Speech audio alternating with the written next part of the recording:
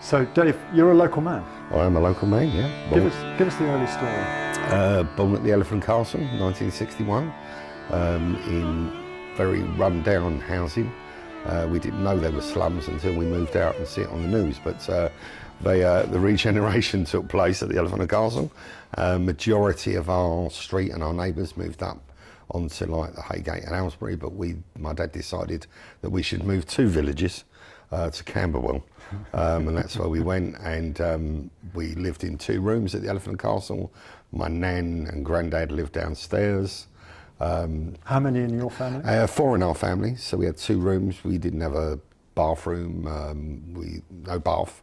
We had a shared toilet with people that lived downstairs.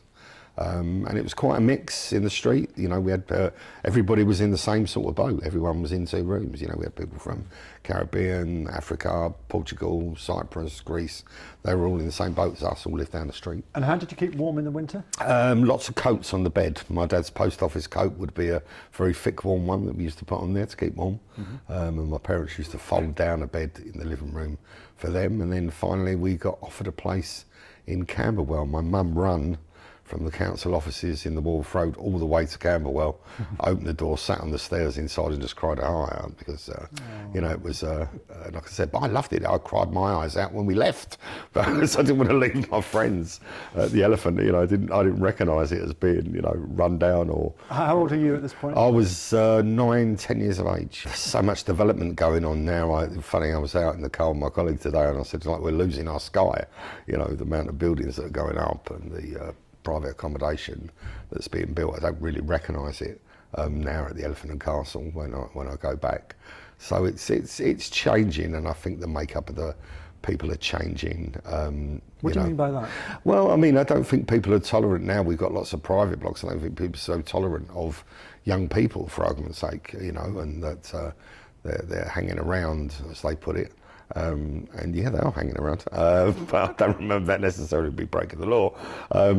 But we tend to demonise them for that, and yet don't have many places for them to go. Where I did as a young man, I had like 3 youth clubs I used to attend, and now they don't seem to have so many. Me and a senior citizen from Peckham said, this is rubbish, this will never work in Southwark, getting people to sit down and talk to each other.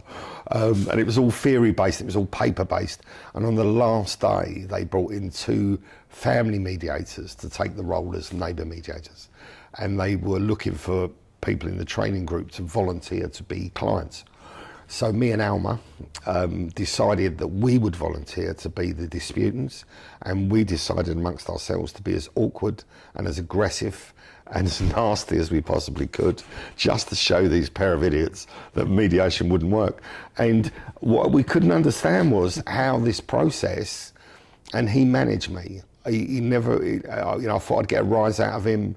I never got a rise out of him. I was pushing and pushing, and you know, he was talking about what I needed, and I flagged up what I needed, and somehow I thought, wow, there's something to this. Austerity is blamed by many, isn't it, for the great, you know, racking back on youth provision. Do you see that as a factor in local life? No, I don't. I don't think it's fair to put it down to that. I think that's because, you know, and I know we may talk later about it doesn't actually make cost-effective sense to do that. Do you know what I mean? When you actually weigh up the impact of what not having a provision can have, can outweigh the fact, if you had it, the money that would be saved and the lives that would be saved and changed.